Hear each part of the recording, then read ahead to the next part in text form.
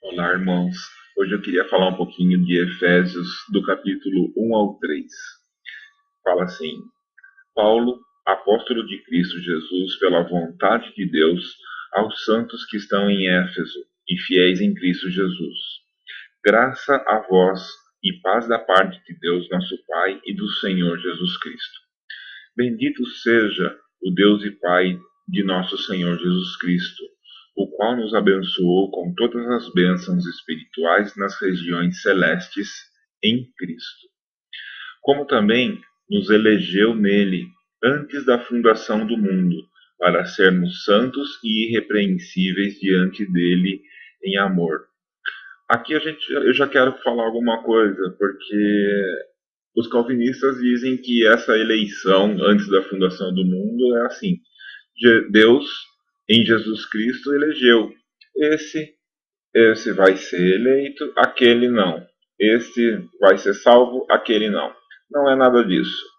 Isso não é isso que Paulo está falando aqui.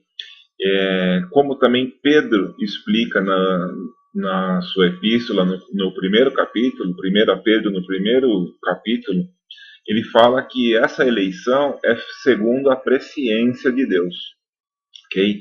Então Deus, na sua presciência, nos elegeu nele antes da fundação do mundo, em Cristo Jesus, para sermos santos e irrepreensíveis diante dele em amor. E nos predestinou para sermos filhos de adoção por Jesus Cristo, para si mesmo, segundo o beneplácito de sua vontade. Nos predestinou, mesma coisa, essa predestinação não é esse está predestinado a ser salvo e aquele não está. Esse está predestinado à salvação, aquele está predestinado à ira. Não, também não é isso que está dizendo aqui.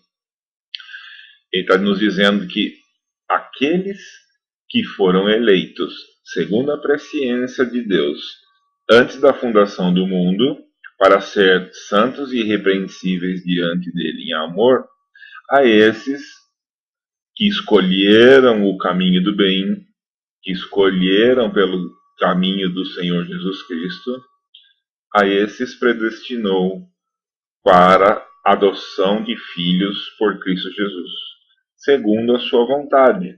Claro, a vontade é que todos sejam salvos, mas só aqueles que escolherem o caminho do bem serão. A esses ele predestinou segundo a sua vontade, ok? Para o louvor da sua glória, para louvor da glória da sua graça, a qual nos deu gratuitamente no amado, em quem temos a redenção pelo seu sangue, a redenção dos nossos delitos, segundo as riquezas da sua graça, que ele fez abundar para conosco em toda a sabedoria e prudência, fazendo-nos conhecer o mistério da sua vontade, segundo o seu beneplácito que nele propôs, para a dispensação da plenitude dos tempos, fazer convergir em Cristo todas as coisas. Olha que lindo! Fazer convergir em Cristo todas as coisas, tanto as que estão nos céus como as que estão na terra. Isso daqui a gente vai continuar lendo, eu já explico, para dar um contexto melhor. Nele, digo, no qual também fomos feitos herança, havendo sido predestinados conforme o propósito daquele que faz todas as coisas segundo o conselho da sua vontade. Essa predestinação é a mesma coisa da outra, ok? Eu vou ficar explicando de novo aqui. Com o fim de sermos, para o louvor da sua glória, nós, os que antes havíamos esperado em Cristo, os judeus, no qual também vós, gentios, tendo ouvido a palavra da verdade, o evangelho da vossa salvação, e tendo nele também crido, fostes selados com o Espírito Santo da promessa. Vou parar aqui. Nós, os que antes havíamos esperado em Cristo. Olha que coisa. Paulo está dizendo aqui que aqueles que antes tinham sido, haviam esperado em Cristo, são aqueles que praticavam a lei. A lei era a sombra das coisas que no futuro aconteceriam. A lei são as sombras de Cristo. Todas as obras da lei que vai ser falado aqui, não fala obras da lei, mas são obras da lei, fala só obras, a hora que chegar lá eu vou explicar, eram praticados também pela fé, de que aquelas coisas que eram sombras salvariam aquelas pessoas que praticavam. Os judeus, a lei, tá? Então, essas coisas eram as figuras que se esperava a redenção em Cristo Jesus. Não sei se deu para entender direito. A prática da lei era a figura das coisas que da esperança, a figura da esperança que esses judeus, né, tinham em Cristo Jesus. Quando Cristo veio, Deus fez convergir nele todas as coisas. E, a partir daí, aos que creram nele, as pessoas que entenderam isso e creram através do Evangelho, também foram sendo salvas e foram também foram seladas com o Espírito Santo da promessa, ok? Então, note que, olha que coisa linda, Jesus Cristo é a esperança de todos, dos que praticavam a lei e dos que vieram depois da lei, depois de Cristo, através do Evangelho. Vamos continuar aqui no versículo 14. O qual é o penhor da nossa herança, para a redenção da possessão de Deus, para o louvor da sua glória. Por isto também eu, tendo ouvido falar da fé que entre vós há no Senhor Jesus, e do vosso amor para com todos os santos, não cesso de dar graças por vós, lembrando-me de vós nas minhas orações, para que o Deus de nosso Senhor Jesus Cristo, o Pai da glória, vos dê o espírito de sabedoria e de revelação, no pleno conhecimento dele, sendo iluminados os olhos do vosso coração, para que saibam qual seja a esperança da sua vocação e quais as riquezas da glória da sua herança nos santos, e qual a suprema grandeza do seu poder para conosco, os que cremos, segundo a operação da força do seu poder, que operou em Cristo, ressuscitando-o dentre os mortos e fazendo-o sentar à sua direita nos céus, muito acima de todo principado e autoridade, e poder e domínio, e de todo nome que se nomeia, não só nesse século, mas também no século vindouro. E sujeitou todas as coisas debaixo dos seus pés, para ser cabeça sobre todas as coisas, o deu à igreja, que é o seu corpo, o complemento daquele que cumpre tudo em todas as coisas. Ok? Cristo, a cabeça, a igreja, o seu corpo. Todas as coisas convergem em Cristo, na plenitude dos tempos. Os que acreditaram antes e os que acreditaram depois são o corpo de Cristo. Ok? Vamos para o capítulo 2. Ele vos vivificou, estando vós mortos em vossos delitos e pecados, nos quais outrora andastes segundo o curso deste mundo, segundo o príncipe das potestades do ar. Quem é esse? O diabo, Satanás, a serpente. Do espírito que agora opera nos filhos da desobediência, entre os quais todos nós também antes andávamos nos desejos da nossa carne, fazendo a vontade da carne e dos pensamentos, e éramos, por natureza, filhos da ira, como também os demais.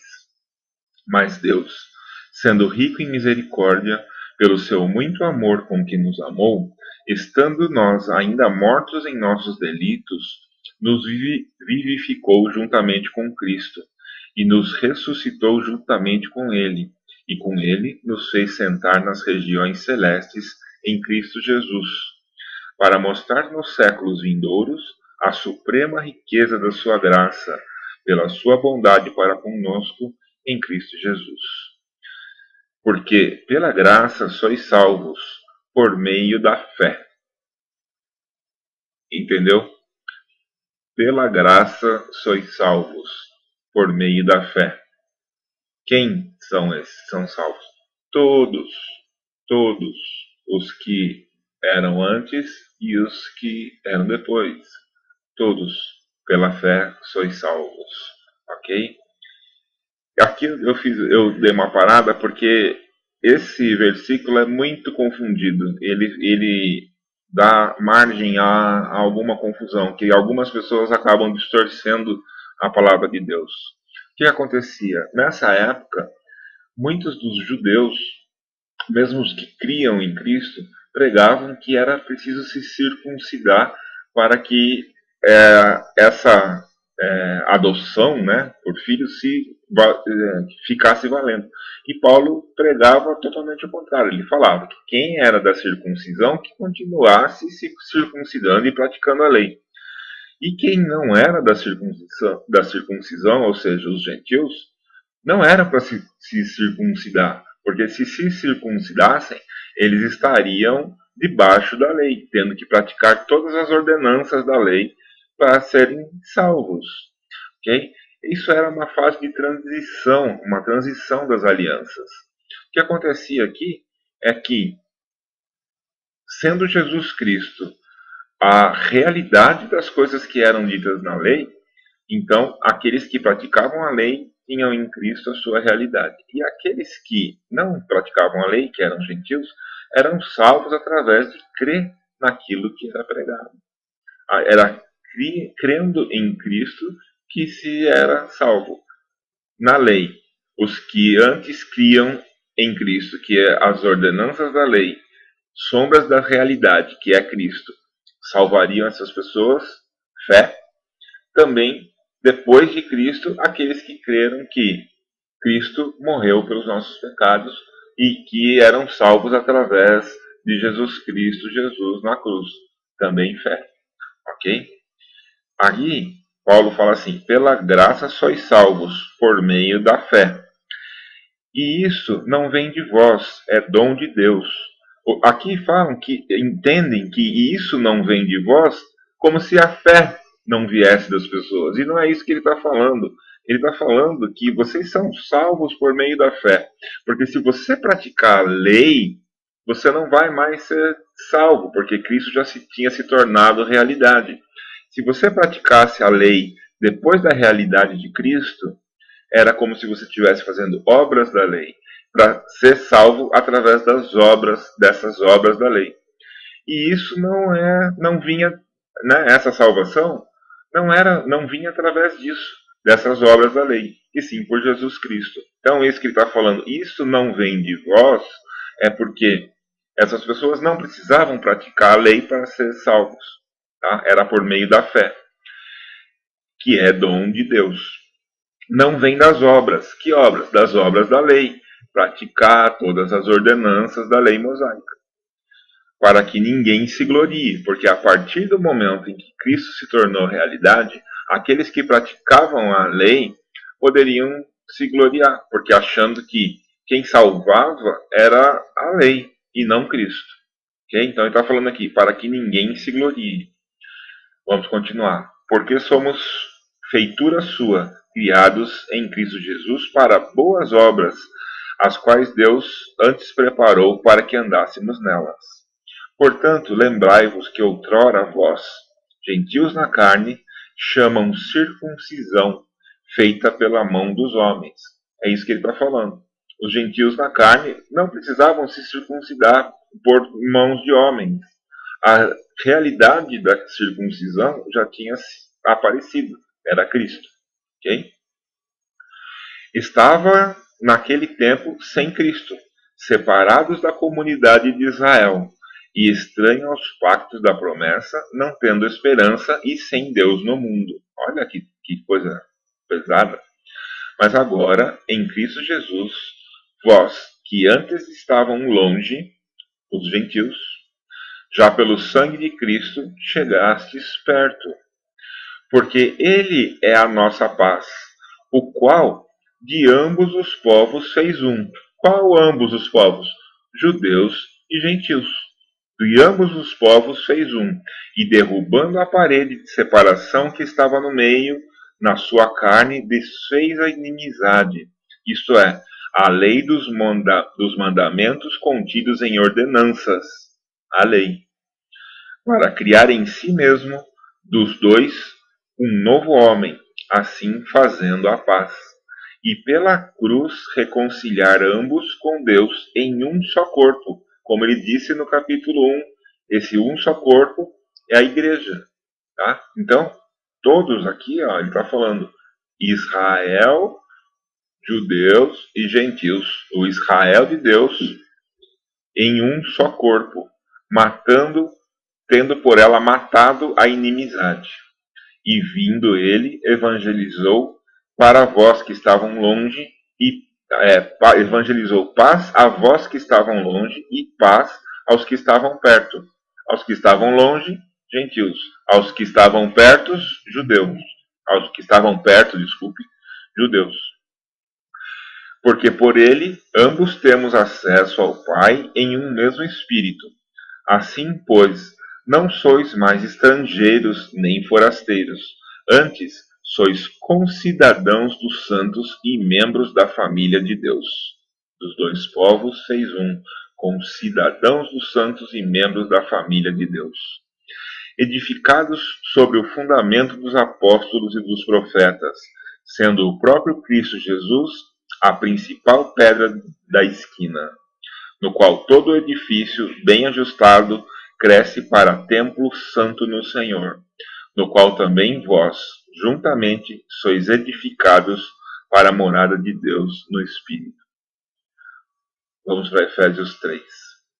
Por essa razão, eu, Paulo, o prisioneiro de Cristo Jesus, por amor de vós, gentios, se é que tendes ouvido a dispensação da graça de Deus, que para convosco me foi dada, como pela revelação me foi manifestado o mistério, conforme acima em poucas palavras vos escrevi. O que ele estava falando acima em poucas palavras? Da igreja de Israel e gentios, de judeus e gentios, sendo um só povo em Cristo Jesus. E é o corpo de Cristo. Cristo a cabeça, a igreja o corpo. Pelo que, quando ledes, podeis perceber a minha compreensão do mistério de Cristo, o qual em outras gerações não foi manifestado aos filhos dos homens, como se revelou agora no Espírito aos seus santos apóstolos e profetas. A saber o quê? O mistério de Cristo, que os gentios são co-herdeiros e membros do mesmo corpo, e coparticipantes da promessa em Cristo Jesus por meio do Evangelho. Esse é o mistério de Cristo, que os gentios são co-herdeiros e membros do mesmo corpo e coparticipantes da promessa em Cristo Jesus por meio do Evangelho. Ok?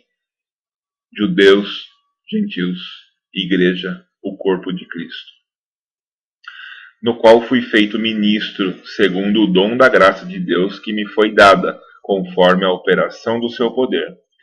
A mim, o mínimo de todos os santos, me foi dada essa graça de anunciar aos gentios as riquezas inescrutáveis de Cristo, e demonstrar a todos qual seja a dispensação do mistério que, desde os séculos, esteve oculto em Deus, que tudo criou, para que agora seja manifestada por meio da Igreja aos principados e potestades nas regiões celestes, segundo o eterno propósito que fez em Cristo Jesus nosso Senhor, no qual temos ousadia e acesso em confiança, pela nossa fé nele. Portanto vos peço que não desfaleçais diante das minhas tribulações por vós, as quais são a vossa glória. Por essa razão, dobro os meus joelhos perante o Pai, do qual toda a família, nos céus e na terra, toma o nome, para que, segundo as riquezas da sua glória, vos conceda que sejais robustecidos com poder pelo seu Espírito no homem interior.